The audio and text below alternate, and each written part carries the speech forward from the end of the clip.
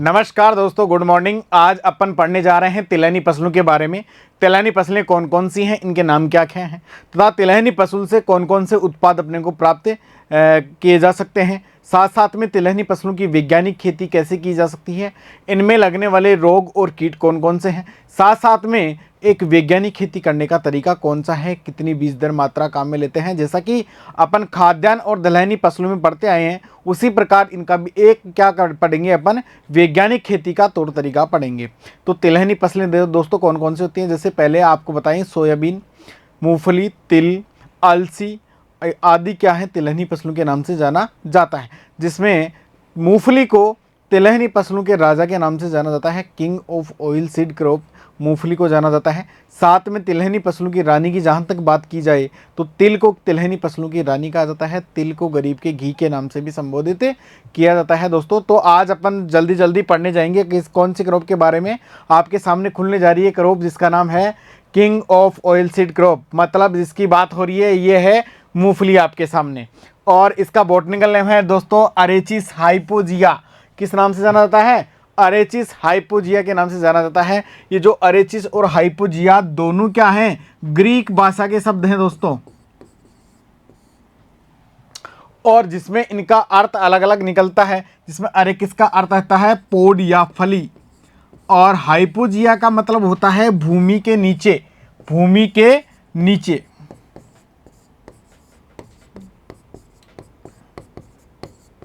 तो इस अरेचिस हाइपोजिया का मतलब भूमि के नीचे लगने वाला नट या पोड या फली, उसे क्या कहते हैं, मूंगफली के नाम से संबोधित किया जाता है। जिस प्रकार से आपके सामने दे रखा है, मूंगफली का ये पोड होती है फली, तथा ये मूंगफली का पौधा होता है। और इसमें इस तरीके से भूमि के नीचे, भूमिगत जड़ों के नीचे ये पॉड्स या फलियाँ लगती हैं दोस्तों। मूंगफली को अलग अलग नाम से संबोधित किया गया है, जिसमें सामान्य नामों की जानकारी इनकी है दोस्तों। King of oil seed crop मतलब क्या है, ये तिलहनी फसलों का राजा, तिलहनी फसलों के राजा के नाम से जाना जाता है।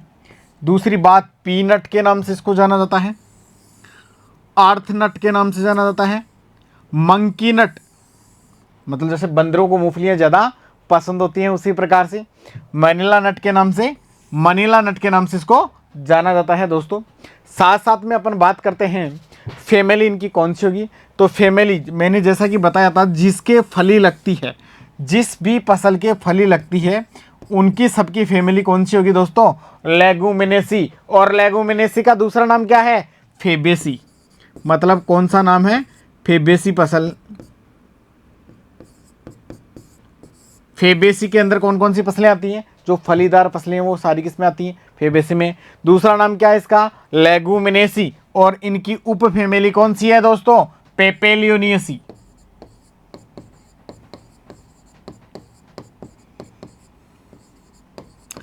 तो इस प्रकार आपने देखा बॉटनिकल नेम, इनके अन्य सामान्य नाम और फैमिली की बात। जहां तक बात करें अपन उत्पत्ति स्थान या ओरिजिन पैलेस की दोस्तों, तो इसका ओरिजिन पैलेस या उत्पत्ति स्थान ब्राज़ील माना जाता है। साथ साथ में ब्राज़ील को दक्षिणी अमेरिका के नाम से भी संबोधित किया जाता है। आपको कई बुक्स के अंदर ब्राज़ील मिलेगा और कई बुक्स के अंदर दक्षिणी अमेरिका मिलेगा, तो कन्फ्यूज़ होने की आवश्यकता नहीं है। जैसे जयपुर राजस्थान लिखा हुआ आपको मिल जाए कोष्टक में, सेम वो ही सिचुएशन है। तो ब्राज़ील दक्षिणी अमेरिका का क्या है, एक हिस्सा है, तो वो क्या है, इसका उत्पत्ति स्थान है दोस्तों। मूंगफली एक most important oil seed crop है, जिसका बहुतायत से भारत के अंदर उत्पादन होता है। भारत में गुजरात राज्य मूंगफली के उत्पादन में काफ़ी अग्रणीय रहा है, और राजस्थान के अंदर राजस्थान का बीकानेर, जयपुर जिला काफ़ी अग्रणीय रहे हैं मूंगफली उत्पादन करने में। जिन जिलों के अंदर बलुई दोमट मृदा की प्रधानता है, उनमें मूंगफली की खेती काफ़ी सफलतापूर्वक उगाने को देखने को मिलती है और काफ़ी उगाई जाती है। साथ साथ में अपन बात करते हैं मूंगफली में गुणसूत्र संख्या की। जहाँ तक बात करें, इसमें क्रोमोसोम नंबर 2n बराबर कितने पाए जाते हैं दोस्तों, 40 पाए जाते हैं। मतलब इनमें गुणसूत्रों की संख्या कितनी पाई जाती है, 40 पाई जाती है। जहाँ तक बात करते हैं इसमें तेल की मात्रा, तो तेल की मात्रा दोस्तों इसमें देखने को मिलती है 48 से 55%। मतलब तेल की मात्रा 48 से 55% पाई जाती है। साथ में उस तेल के अंदर और पूरे संपूर्ण दाने के अंदर अगर प्रोटीन की क्वांटिटी की बात करें तो 27% प्रोटीन पाया जाता है। कई बुक्स के अंदर आपको 26% भी लिखा हुआ मिल जाएगा दोस्तों। कार्बोहाइड्रेट इनके दानों में 10 से 21% पाया जाता है। साथ साथ में मूंगफली से तेल निकालने के बाद में जो अपशिष्ट बचता है उसे खली या केक के नाम से जाना जाता है। और इस खली या केक में 7.29% नाइट्रोजन की मात्रा पाई जाती है। मूंगफली की खली पशुओं को खिलाने पर इसमें 30 से 35% पशु के दूध देने की क्षमता में क्या हो जाती है, वृद्धि होती है दोस्तों। तो इसकी केक और खली भी काफ़ी गुणदायक है पशुओं के लिए। और साथ साथ में इसकी खली का उपयोग अन्य उत्पाद बनाने में भी किया जाता है। साथ में खेत के अंदर अखाद्य खली के रूप में भी इसका प्रयोग अपन कर सकते हैं, अगर नाइट्रोजन की क्वांटिटी अपने को खेत में बढ़ानी हो तो। इसके फल को पोड या नट के नाम से जाना जाता है। मूंगफली का जो फल होता है उसको नट के नाम से संबोधित किया जाता है दोस्तों। और नट के ऊपर जो गुलाबी रंग की परत लगी होती है, छिलका जिसको अपन बोलते हैं, उसको टेस्टा के नाम से संबोधित किया जाता है दोस्तों। टेस्टा के नाम से जाना जाता है। तो इस प्रकार अलग अलग अपन ने सब चीज़ों के बारे में देखा पढ़ा। वैसे ही क्या है, मूंगफली के अंदर एक रसायन पाया जाता है जो क्या रहता है, हानिकारक रहता है। इसे अल्फा टॉक्सिन रसायन के नाम से दोस्तों संबोधित किया जाता है। तो आपसे क्वेश्चन पूछा जा सकता है कि मूंगफली में पाए जाने वाला हानिकारक रसायन कौन सा है, तो दोस्तों उसका नाम है अल्फा टॉक्सिन रसायन। इस प्रकार से ये कुछ छोटे छोटे क्वेश्चन हैं आपके जो आपको याद होने चाहिए। काफ़ी बार कई कंपटीशन के अंदर के पूछा जाता है, जैसे जेट, ICR तथा आपके 12th बोर्ड में भी 1 नंबर के क्वेश्चन में ऐसे क्वेश्चन पूछे जा सकते हैं दोस्तों। तो इस प्रकार अपन आगे बढ़ते हैं, नेक्स्ट बात करते हैं। मूंगफली इस प्रकार की होती है, देखो आप, मुख्य रूप से 2 प्रकार की मूंगफलियां होती हैं। एक गुच्छे वाली मूंगफलियां जो किस में लगती हैं, गुच्छे में लगती हैं, जिसको बंच टाइप मूंगफली के नाम से बोलते हैं। और एक क्या, फैलने वाली मूंगफली। फैलने वाली ज़मीन पर, भूमि पर इस प्रकार से फैलती हैं। तथा बंच टाइप वाली जो मूंगफलियां होती हैं, इसमें मूंगफलियां गुच्छे के रूप में लगती हैं तथा पौधा इसका क्या करता है, सीधा बढ़ता है दोस्तों। पौधा क्या होता है, सीधा बढ़ता है। तो इस प्रकार से इसका नाम होगा अरेकिच हाइपोजिया वैरायटी फेस्टियोगस।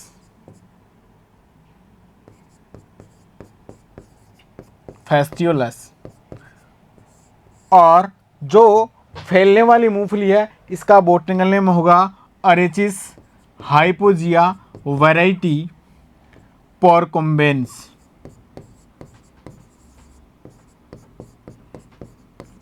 तो आपसे कभी बार पूछा जा सकता है कि फैलने वाली मूंगफली का क्या नाम है, अरेचिस हाइपोजिया वैरायटी पोरकोम्बेंस और अरेपिच हाइपोजिया वैरायटी फेस्टियोलस। ये किसका है, ये है जो गुच्छे वाली मूंगफली होती है, बंच टाइप की मूंगफली होती है उसमें दोस्तों। इसी प्रकार से इन दोनों की बीज दर में भी क्या रहता है, अंतर रहता है।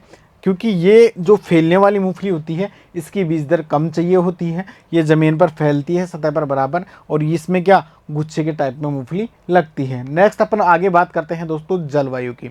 मूंगफली एक उष्ण कटिबंधीय, उष्ण क्षेत्र तथा नम क्षेत्रों में उगाई जाने वाली फसल है, जिसको खरीफ की फसल के नाम से जाना जाता है। कैसी है, उष्ण कटिबंधीय क्षेत्रों में उगाई जाती है क्षेत्र। और मुख्य रूप से कौन से ऋतु की फसल है दोस्तों, खरीफ ऋतु की फसल है। इसके प्रजनन हेतु 24 से 26 डिग्री सेंटीग्रेड तापमान की आवश्यकता पड़ती है। मतलब जब मूंगफली से सुइया बनती है तो उस टाइम में 24 से 26 डिग्री तापमान का होना बहुत ज़रूरी है। साथ में ये 25 से 30 डिग्री सेंटीग्रेड तापमान पर अच्छे से क्या कर लेती है दोस्तों, वृद्धि कर लेती है। इसकी खेती के लिए आपको 75 से 110 सेंटीमीटर वार्षिक वर्षा की आवश्यकता पड़ती है। मतलब इतनी वार्षिक वर्षा होना ज़रूरी है, इतनी औसतन वार्षिक वर्षा होना क्या है, ज़रूरी है। मूंगफली की फसल को पानी की काफ़ी पर्याप्त मात्रा में आवश्यकता पड़ती है जब वो फसलें सुइयाँ बनाती है या मूंगफली लगने की कंडीशन में आती है, जब फ्लावरिंग स्टेज में स्टार्ट होती है तब। तो इतनी औसतन वार्षिक वर्षा क्या है इसके लिए ज़रूरी है दोस्तों। नेक्स्ट अपन बात करते हैं मृदा की। जहाँ तक बात करें तो इसको बलुई और दोमट मृदा, ऐसी मृदा जो आपने देखी होगी, बलुई मृदा की आवश्यकता पड़ती है जो दोमट भी हो। साथ में रेतीली मृदाओं में भी इसकी खेती आसानी से की जा सकती है, लेकिन कंडीशन यह है कि इन मृदाओं का पीएच मान 6.5 टू 7.5 होना ज़रूरी है। इस पीएच वाली मृदाओं में आराम से इनकी खेती सफलतापूर्वक दोस्तों की जा सकती है। मूंगफली आपको पता है कि भूमिगत नट है, भूमि के अंदर लगता है, तो इसको थोड़ी पोली टाइप की क्या होती है, मृदा की आवश्यकता होती है। हार्ड टाइप की मृदा में यह आसानी से सर्वाइव नहीं कर पाता, जितना क्या बलुई दोमट मृदाओं में ये सर्वाइव कर पाता है दोस्तों। तो इसी प्रकार से 6.5 से 7.5 पीएच वाली मृदा होनी चाहिए, बलुई दोमट होनी चाहिए, जिसमें कार्बनिक पदार्थ अच्छी सी मात्रा में होने चाहिए दोस्तों, और अच्छे जल निकास होने वाली होनी चाहिए। पोर स्पेस भी क्या होना चाहिए, उसमें अच्छा होना चाहिए।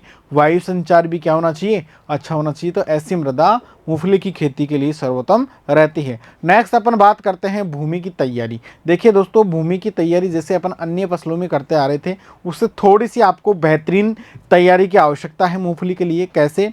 जैसे कि आपको पहली जुताई एक मिट्टी पलटने वाले हल से करनी है।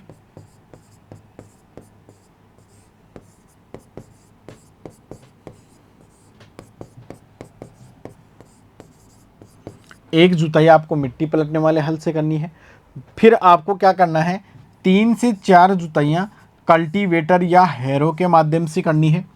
इसके बाद में कल्टीवेटर और हैरो से करने के बाद पाटा लगा के इसको क्या कर लेना है, समतल कर लेना है। साथ साथ में आपको क्या करना है, उसी टाइम में आपको, जैसा कि मूंगफली की फसल को कैल्शियम की काफ़ी आवश्यकता रहती है, तो जिप्सम व जो FIM या वर्मी कंपोस्ट या गोबर की खाद तथा अन्य खादें भी इसी समय आप मृदा में क्या कर देते हैं, मिला देते हैं। भूमि में हल्की सिंचाई करके और फिर उसके बाद में मूंगफली की क्या करते हैं, बुआई करते हैं दोस्तों। नेक्स्ट अपन बात करते हैं उन्नत किस्में। राजस्थान के लिए जो उन्नत किस्में दी गई है वो आपके हैं 1224, AH 114, GG2 बहुत इंपॉर्टेंट वैरायटी है, GG20, गिरनार 2 जिसका नाम है PBS 24030, HNG10, HNG 123, JL20, परता मूंगफली, M13 ये मोटे वाली मूंगफली की किस्म में देखा होगा आपने, जो थोड़ी मोटी मूंगफली होती है, जिसे M13 वैरायटी के नाम से संबोधित किया जाता है दोस्तों। RG 382 जिसको दुर्गा के नाम से जाना जाता है, ये दुर्गापुरा से विकसित है। RG 425 राजस्थान दुर्गापुरा से विकसित है, ये भी, इसको राजस्थान दुर्गा के नाम से जाना जाता है दोस्तों। RG 510, RSB 87, TAG 24, TG 37A, TBG 39 और TG 39 के नाम से इनको जाना जाता है। ये राजस्थान कंडीशन के लिए सुटेबल वैरायटियां हैं दोस्तों। वैरायटियां आपको याद ही करनी पड़ेगी, इसमें समझाने की कोई चीज़ नहीं है किसी भी प्रकार से। हर फसल की वैरायटियां अलग अलग हैं और वैरायटियां आपको याद करनी ही पड़ेंगी। नेक्स्ट अपन बात करते हैं दोस्तों बीज दर एवं बीजोपचार की। जहाँ तक अपन बात करते हैं बीज दर की, तो इसके लिए क्या करना चाहिए अपन को, सामान्य परिस्थिति के अंदर 80 से 100 kg तथा देखिए इस प्रकार से सामान्य परिस्थिति में आपको क्या करना है, 80 से 100 kg बीज दर क्या करना है, प्रयोग करना है प्रति हेक्टेयर के हिसाब से, जो सामान्य के लिए काम में लेते हैं। साथ में इसे गुच्छे वाली मूंगफली के लिए भी इतनी बीज दर काम में लेते हैं दोस्तों। अगर मूंगफली आपकी गुच्छेदार नहीं है, मूंगफली गुच्छेदार नहीं है और फैलने वाली मूंगफली आप खेत में लगा रहे हो, तो उसके लिए 60 से 80 kg प्रति हेक्टेयर बीज दर काम में लेते हैं दोस्तों। बात करते हैं बीजोपचार की। तो बीजोपचार करते समय ये ध्यान रखें यहाँ पे कि सबसे पहले आपको FIR विधि का दिमाग में लेके आना है, मतलब फंजीसाइड, राइजोबियम कल्चर, इंसेक्टिसाइड आदि से इनको क्या करना है, उपचारित करना है दोस्तों। तो सबसे पहले आप थायरम और कैप्टान रसायन होता है, उनके माध्यम से मूंगफली के बीजों को उपचारित करें, मतलब 3 से 4 ग्राम थायरम प्रति kg बीज को उपचारित करें। उसके बाद आपको कैराथिन, मैलाथियन आदि के माध्यम से इंसेक्टिसाइड्स का उपचार करें और राइजोबियम कल्चर के 3 पैकेट प्रति हेक्टेयर आप काम में लें, मतलब 100 केजी बीज को आप क्या करें मतलब राइजोबियम कल्चर के माध्यम से उपचारित करें।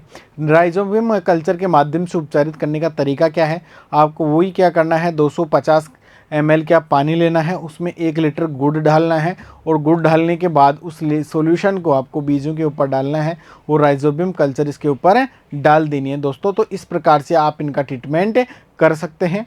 आगे बात करते हैं दोस्तों अपन बुआई का समय एवं बुआई की विधि। बुआई के समय की जहाँ तक अपन बात करते हैं दोस्तों, मूंगफली क्या है, एक खरीफ ऋतु की फसल है। कौन सी ऋतु की फसल है मूंगफली, खरीफ ऋतु की फसल है।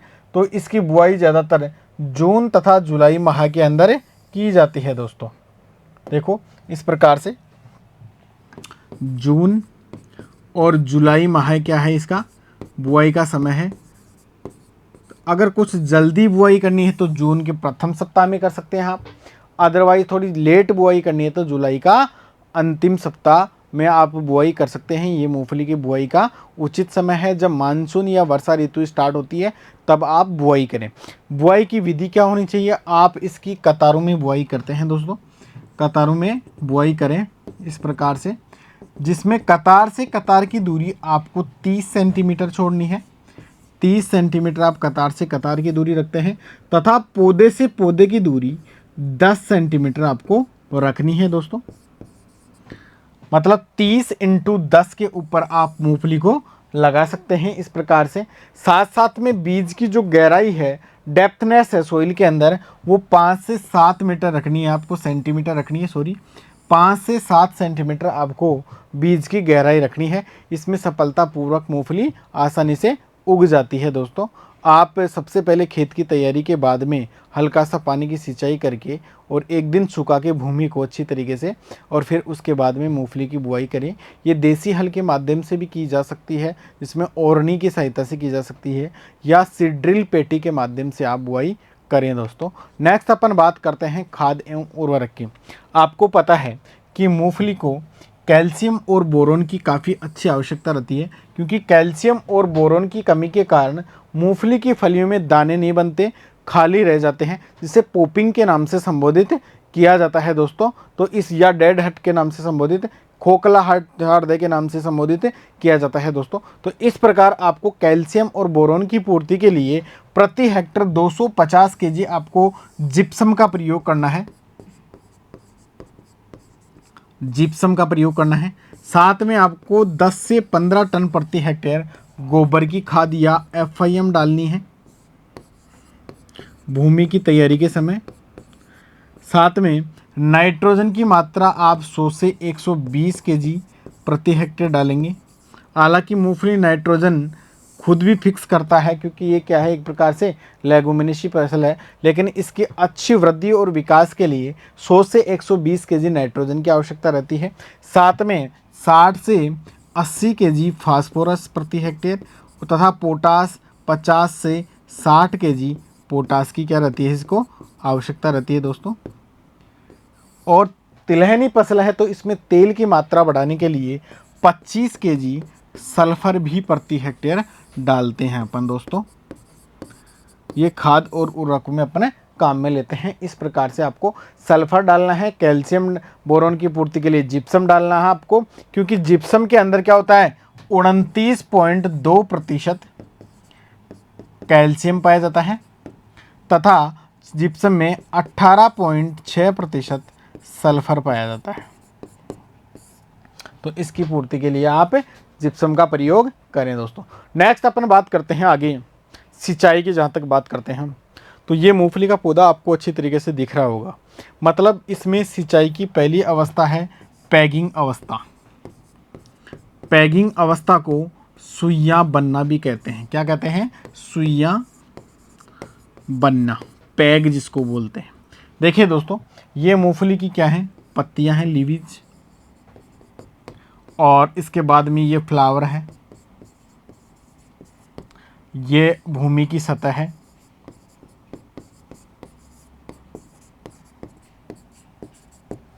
और ये नीचे जो लग रहे हैं ये फली है या पोड जिसको बोलते हैं, और नीचे की तरफ ये जकड़ा जड़ है।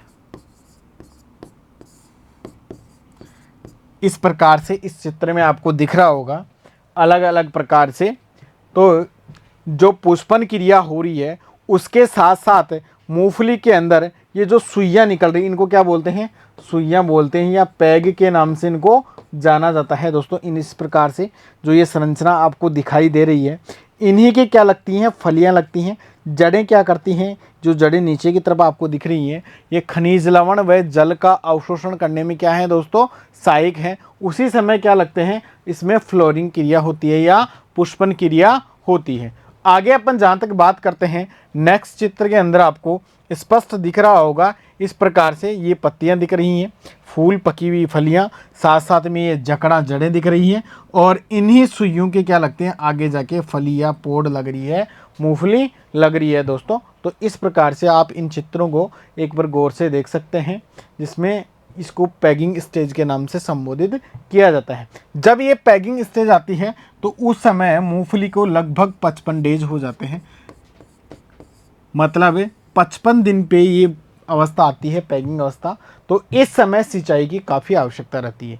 सिंचाई आप फव्वारा विधि के माध्यम से अच्छे तरीके से कर सकते हैं, क्योंकि ज़्यादातर मूंगफली की बुआई टीले वाली भूमि में की जाती है, तो फव्वारा विधि काफ़ी उपयुक्त है। हल्की सिंचाई के लिए भी क्या है, काफ़ी, और मूंगफली को बार बार क्या, हल्की सिंचाई की दोस्तों आवश्यकता रहती है। इसी प्रकार से अपन आगे बढ़ते हैं, नेक्स्ट बात करते हैं निराई गुड़ाई की। तो निराई गुड़ाई का जो कार्य है, आपको वीडिंग एंड हुविंग का जो कार्य है दोस्तों, वो आपको क्या करना चाहिए, पहले ही करना चाहिए, कि मतलब 55 दिन से आपको क्या करना है, पहले करना है ये काम।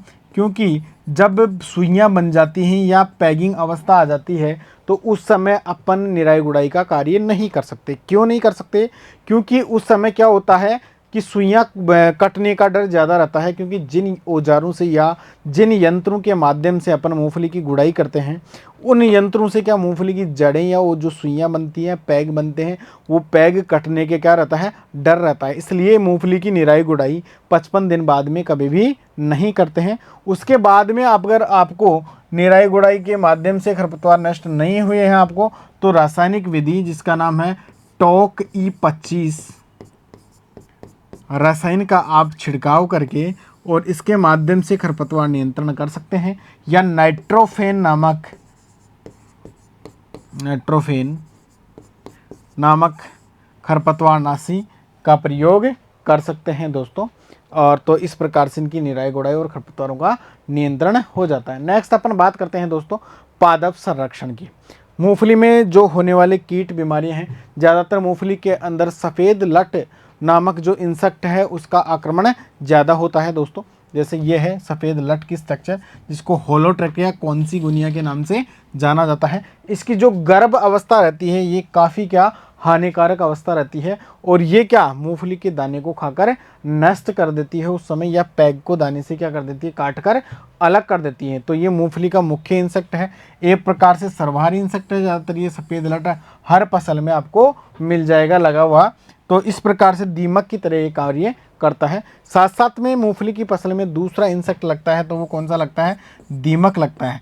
जब सूखी की दशा ज़्यादा रह जाती है कंडीशन, तो उस कंडीशन में क्या, दीमक ज़्यादा लग जाती है। तो इसके नियंत्रण के लिए आपको क्या करना है दोस्तों, मेलाथियन पाउडर 25 EC का प्रयोग आपको प्रति हेक्टेयर की दर से आपको करना है। कितना करना है, 1 हेक्टेयर में आपको मेलाथियन 15 से 25 kg प्रति हेक्टेयर क्या करना है, डालना है दोस्तों। इससे क्या हो जाता है, ये एक सिंचाई के बाद में प्रयोग आप करें, जिससे ये इंसेक्ट काफ़ी कंट्रोल हो जाता है। नेक्स्ट अपन बात करते हैं, अगर रोग की बात जहाँ तक करें तो टिक्का रोग, जिसको सर्कोस्पोरा एरेसिडिकोला, ये क्या है, एक प्रकार का कवक है, या सर्कोस्पोरा पर्सोनेटा कवक के कारण ये क्या होता है, फसल में फैलता है। और आपने देखा होगा कि फसल में इस प्रकार से क्या हो जाता है, पत्तियों के ऊपर धब्बे पड़ जाते हैं, टिक्के पड़ जाते हैं।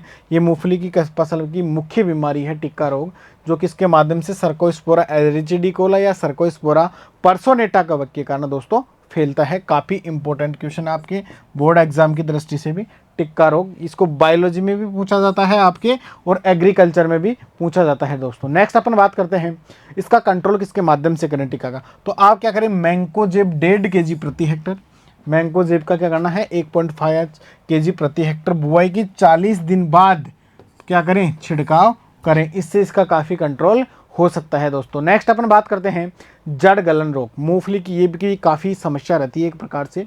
तो जैसे कि एस्परजिलस नाइजर कवक के कारण होता है। ये एस्परजिलस नाइजर कवक जब फैल जाता है तो इसके कारण होता है। इसका उपचार कैसे करते हैं?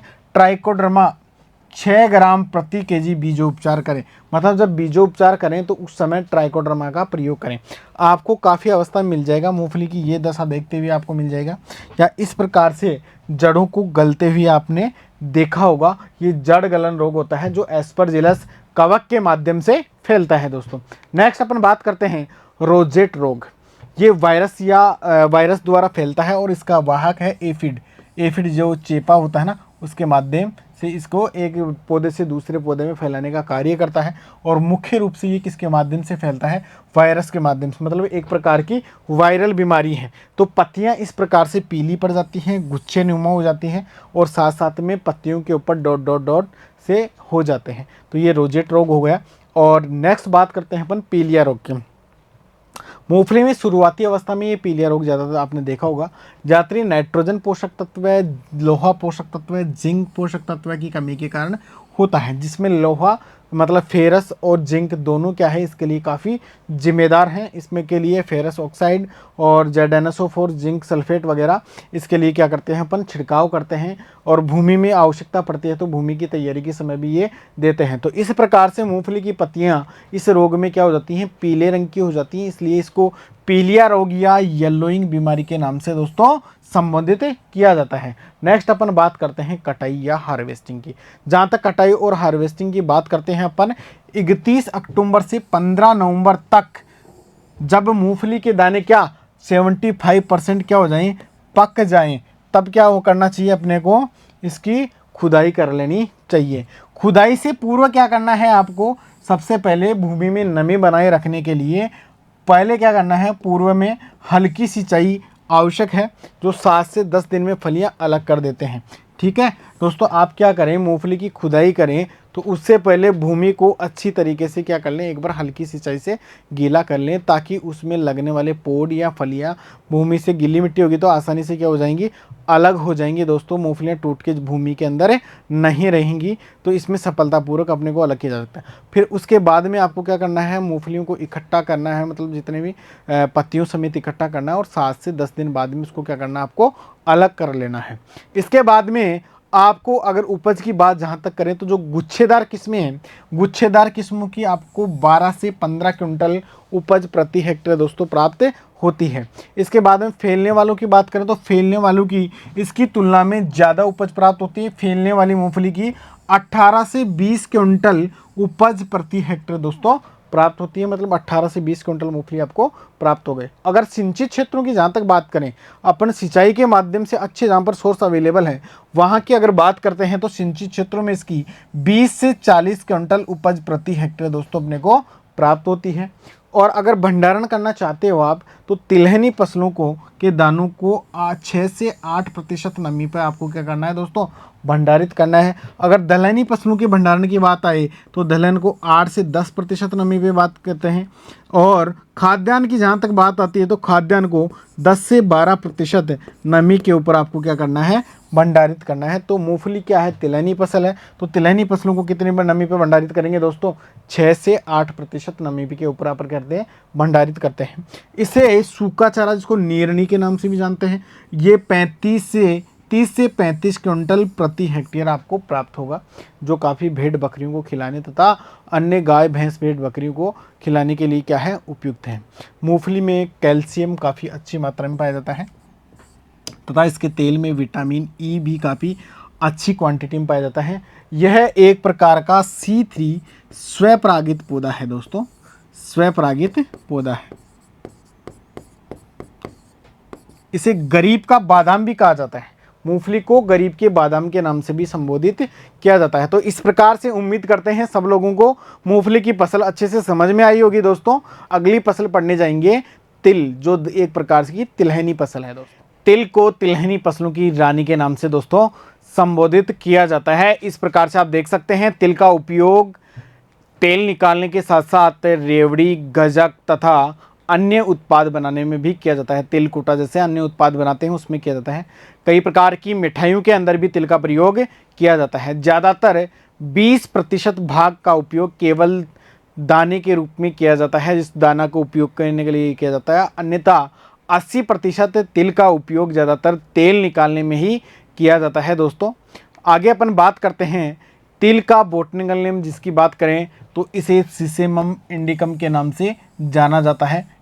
सीसेमम इंडिकम के नाम से इसको संबोधित किया जाता है। दोस्तों फैमिली की जहाँ तक बात करते हैं इसकी फैमिली है दोस्तों पेडालिएसी। ये सबसे हटके है इसकी फैमिली। फलियाँ आ रही हैं लेकिन इसकी फली बीच में से फटी हुई है, मतलब इसकी फैमिली कौन सी होगी दोस्तों? पेडालिएसी फैमिली के नाम से संबोधित किया जाता है। इसकी फैमिली क्या काफ़ी इंपॉर्टेंट फैमिलियों में से दोस्तों एक है, जिसे पेडालिएसी फैमिली के नाम से जाना जाता है। नेक्स्ट अपन बात करते हैं दोस्तों इसका उत्पत्ति स्थान इसका है अफ्रीका। अफ्रीका के अंदर इसका उत्पत्ति हुआ था सबसे पहले, जिसको देखा गया था। अपन आगे बात करते हैं तिल में 2n बराबर जो गुणसूत्र संख्या या क्रोमोसोम नंबर पाए जाते हैं 2n बराबर 26 पाए जाते हैं। दोस्तों आगे अपन बात करते हैं तेल की मात्रा, क्योंकि अगर तिलहनी फसल है तो तेल की मात्रा तो इसमें क्या है काफ़ी इंपॉर्टेंट है। तो तिलहनी फसलों में इसमें तेल के अंदर तेल की जो मात्रा पाई जाती है वो 44 से 54% तक पाई जाती है। 54% तक इसमें ऑयल की मात्रा दोस्तों पाई जाती है, तेल की मात्रा पाई जाती है, मतलब सबसे अधिक पाई जा रही है इस प्रकार से देखा जाए तो। और साथ साथ में इसमें प्रोटीन की मात्रा जहाँ तक आकलन करें अपन तो 18 से 20% प्रोटीन की मात्रा पाई जाती है। 18 से 20% प्रोटीन की क्वांटिटी यहाँ पर मौजूद है। इसके तेल में सीसेमोल नामक एक तत्व पाया जाता है। सीसेमोल जो तत्व पाया जाता है ये तिल के तेल को काफ़ी दिनों तक सुरक्षित रखता है, खराब होने से दोस्तों इसको बचाता है। और आपको बताएं कि तिल के तेल को गरीब के घी के नाम से संबोधित किया जाता है। गरीब का घी मतलब जहाँ तक बात आए तो उसे क्या कहते हैं? तिल का तेल गरीब का घी के नाम से संबोधित किया जाता है। काफ़ी बार एग्जाम में पूछ लिया जाता है कि गरीब का घी किसे कहा जाता है? तिल के तेल को, क्योंकि जैसे मतलब कई बार क्या होता है जिन क्षेत्रों में घी की उपलब्धता नहीं होती है तो उस जगह रोटी को चुपड़ने के लिए तथा अन्य उत्पाद बनाने के लिए तिल के तेल का प्रयोग कर लिया जाता है। दोस्तों तिल के अंदर 6% इसकी जो खली होती है, तेल निकालने के बाद बचा हुआ जो केक होता है उसके अंदर 6% दोस्तों नाइट्रोजन पाई जाती है तथा 2 से 2.5% 2.5% क्या पाया जाता है? इसमें फास्फोरस पाया जाता है और 1 से 2% पोटास की मात्रा पाई जाती है। आगे अपन बात करते हैं नेक्स्ट इसके देखो उत्पादों की। जहाँ तक बात करते हैं तो इस प्रकार के इनसे अलग अलग प्रकार के उत्पाद प्राप्त होते हैं, जिन्हें किस किस नाम से लड्डू, रेवड़ी, इसके साथ साथ में गजक, तिलपट्टी आदि के नाम से संबोधित किया जाता है। मतलब देखना है दोस्तों, खाना नहीं है इसको। तो इस प्रकार से अलग अलग प्रकार के उत्पाद तिल के माध्यम से तैयार किए जाते हैं। आगे बात करते हैं अपन जलवायु की। जहाँ तक बात करें तो जलवायु इसके लिए उष्णकटिबंधीय जलवायु की आवश्यकता पड़ती है। बंधीय जलवायु, और वो भी कब? मतलब लगभग जून और जुलाई के समय इसकी बुआई करते हैं।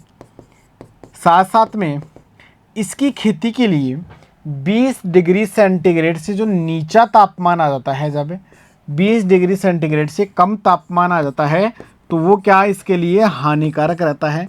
इसके लिए 25 से 30 डिग्री सेंटीग्रेड तापमान वृद्धि विकास के लिए काफ़ी उचित रहता है दोस्तों, लेकिन 20 डिग्री से कम तापमान इसके लिए क्या हानिकारक साबित हुआ है। साथ साथ में इसकी खेती के लिए 50 से 60 सेंटीमीटर वार्षिक वर्षा का होना बहुत ज़रूरी है। मतलब इतनी वार्षिक वर्षा इसकी खेती के लिए दोस्तों चाहिए ही चाहिए। आगे अपन बात करते हैं नेक्स्ट भूमि की। जहाँ तक भूमि की बात करते हैं, मृदा की बात करते हैं, तो इसको ज़्यादातर बलुई मृदा पसंद है। मतलब बलुई मृदा चाहिए, या अगर बलुई के साथ में दोमट मृदा भी है तो वो भी चाहिए। साथ में इसके लिए 7 से 8 पीएच क्या है, काफ़ी सुटेबल पीएच मान है। इस पीएच वाली मृदाओं में आराम से इसकी खेती की जा सकती है। ज़्यादातर खास कोई मतलब बुआई जुताई की आवश्यकता नहीं होती खेत की तैयारी के लिए। वही क्या, एक जुताई आपको मिट्टी पलटने वाला हल से करनी है, 2 से 3 जुताइयाँ क्या करनी है इसके लिए आपको देसी हल कल्टीवेटर के माध्यम से करके और तिल की बुआई कर सकते हैं। तिल की बुआई छिटकवा विधि के माध्यम से भी कर सकते हैं और लाइनों में कतारों में सीड ड्रिल के माध्यम से भी कर सकते हैं दोस्तों। नेक्स्ट अपन आगे बात करते हैं उन्नत किस्म की। दो इसकी वेराइटियां हैं, काफ़ी इंपॉर्टेंट हैं दोस्तों, जैसे कि TC25 बहुत इंपॉर्टेंट वेराइटी है जिसका नाम क्या है, प्रताप। अगली वेराइटी क्या है, प्रताप, जिसका नाम क्या है, C50 के नाम से संबोधित किया जाता है। RT राजस्थान तिल 46, राजस्थान तिल 125 और RT 127, प्रगति जिसका NT 175 के नाम से जाना जाता है और RT 346 के नाम से। ये क्या है, इसकी वैरायटी है दोस्तों। TC25 वगैरह, प्रताप C50, ये काफ़ी बार पूछी हुई किस्में हैं। आपको बात बताएं कि विश्व में सबसे अधिक तिल का अगर बात करें तो उत्पादक देश की बात करें तो वो है भारत। भारत के अंदर सबसे ज़्यादा तिल का उत्पादन होता है। और अगर भारत में बात करें तो भारत में सबसे अधिक तिल का उत्पादन दोस्तों अपने राजस्थान में होता है। और राजस्थान की जहाँ तक बात करें तो राजस्थान में सबसे अधिक तिल का उत्पादन होता है दोस्तों पाली के अंदर। मतलब आपको ट्रिक से याद रखना है कि प्याली के अंदर तिल, इस प्रकार से। तो मतलब सबसे ज़्यादा तिल का उत्पादन राजस्थान में कहाँ होता है, पाली जिले के अंदर होता है। नेक्स्ट अपन बात करते हैं दोस्तों बीज दर एवं बीज उपचार की। दोस्तों तिल जो होता है 2 प्रकार के इसके पौधे होते हैं, एक शाखा वाले पौधे जिसमें शाखाएं पाई जाती हैं और एक क्या होता है, शाखा रहित पौधा होता है, सीधा ऊपर बढ़ता है इस प्रकार से। तो जो शाखा वाला पौधा है उसकी बीज दर अपन रखते हैं 2 से 2.5 kg प्रति हेक्टेयर के हिसाब से। मतलब 2 से 2.5 kg प्रति हेक्टेयर के हिसाब से रखेंगे। और जो शाखा रहित है इसकी 3 से 4 kg प्रति हेक्टेयर के हिसाब से बीज दर दोस्तों रखते हैं। आगे बात करते हैं बीज की गहराई कि कितनी सेंटीमीटर गहराई के नीचे तिल के बीज को बोया जा सकता है। तो इसकी गहराई 2 से 3 सेंटीमीटर गहराई पर इसको आराम से आप उगा सकते हैं दोस्तों। 2 से 3 सेंटीमीटर गहराई पर तिल के बीजों की बुआई आप कर सकते हैं। इस प्रकार से बीजोपचार की जहाँ तक बात करें तो इसके बीजों को स्ट्रेप्टोसाइक्लिन दवा के माध्यम से उपचारित करके आप बोएं। और साथ साथ में आप किसी भी कल्चर का प्रयोग करना चाहते हैं तो वो भी कर सकते हैं, अन्यथा इसमें कोई ज़रूरत नहीं रहती है दोस्तों। आगे अपन बात करें बुआई का समय एवं विधि। तिल एक क्या है दोस्तों, खरीफ ऋतु की फसल है। तो इसकी बुआई अपन जून तथा जुलाई माह के अंदर करते हैं। जून और जुलाई इसकी बुआई के लिए क्या है, काफ़ी उपयुक्त समय है। विधि की जहाँ तक बात करते हैं अपन, इसकी विधि की बुआई अपन मतलब तिल की बुआई छिटकाव विधि के माध्यम से कर सकते हैं। इसके बीज छोटे होने के कारण बीजों में राख मिलाकर या मिट्टी, मोटे वाली जो मिट्टी मिलाकर उसके माध्यम से भी बुआई कर सकते हैं छिटकाव विधि के माध्यम से। उसके बाद में भूमि में पाटा लगा के आराम से समतल कर सकते हैं। इसके साथ साथ लाइनों में भी बुआई अपन इसकी कर सकते हैं। जब लाइनों में आप इसकी बुआई करें तो 30 सेंटीमीटर कतार से कतार की दूरी होनी चाहिए और 10 सेंटीमीटर पौधे से पौधे की दूरी होनी चाहिए दोस्तों। और बुआई करते हैं तो 2 से 3 सेंटीमीटर गहराई पर इसकी क्या करें, आप बुआई करें। 2 से 3 सेंटीमीटर से ज़्यादा डीप गहराई पर अगर इसकी बुआई करोगे आप तो तिल का पौधा सही से जर्मिनेट नहीं हो पाता है। आगे बात करते हैं अपन खाद एवं उर्वरक की। सामान्य सा खाद और उर्वरक चाहिए इसके लिए, जैसे कि 8 से 10 टन प्रति हेक्टेयर गोबर की खाद या FIM की दोस्तों आवश्यकता रहती है। इसके साथ में नाइट्रोजन की जहाँ तक बात करें 30 kg नाइट्रोजन प्रति हेक्टेयर, 30 kg फास्फोरस और 20 kg पोटास प्रति हेक्टेयर। मतलब इतने से उर्वरक में ही ये काफ़ी सफलतापूर्वक फसल उत्पादन हो सकता है। ये भूमि की तैयारी के समय आपको फास्फोरस और पोटास की पूरी मात्रा देनी है। 15 kg नाइट्रोजन प्रति हेक्टेयर आप जब तिल में फूल आने लगे उससे पहले आप क्या करते हैं, प्रयोग करते हैं दोस्तों। आगे बात करते हैं सिंचाई की।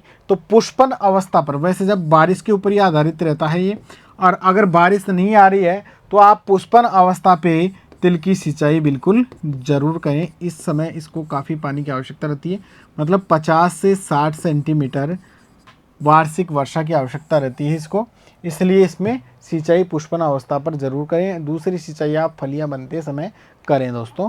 आगे बात करते हैं निराई गुड़ाई की। इसमें स्पेशल कोई निराई गुड़ाई की खास आवश्यकता नहीं रहती, फिर भी पौधों की संख्या कम करने को कहते हैं थिनिंग।